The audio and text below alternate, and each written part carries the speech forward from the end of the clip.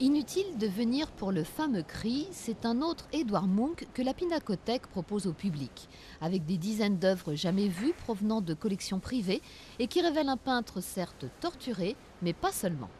Munch souffrait d'angoisse grave, qui parfois atteignait des niveaux de crise aiguë, comme ce fut le cas au moment où il a eu cette vision du cri.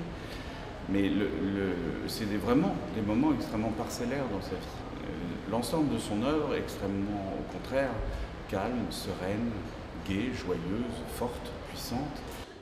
Considéré comme l'un des précurseurs de l'expressionnisme, Édouard Munch s'attaque dès ses débuts à la technique et à la matière. Il travaille les couleurs et le mouvement.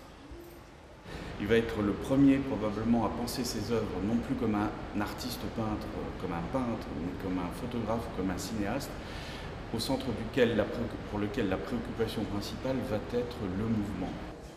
Né en Norvège et issu d'une famille frappée par la mort, notamment de sa sœur, Munch n'aura jamais d'enfants. Ses enfants, ce sont ses œuvres qu'il traite à la dure. Il leur fait subir ce que les spécialistes appellent le traitement de cheval. Il les brutalise, il les frappe, il les broie, il les lacère, mais à la fin, finalement, il laisse à la nature le soin de finir ses œuvres. L'artiste peignait souvent en pleine nature et laissait ensuite ses tableaux à la merci du vent et de la pluie. Très attaché à ses œuvres, il prenait soin de choisir ses acquéreurs. Aujourd'hui, ses tableaux et surtout ses gravures s'arrachent à prix d'or.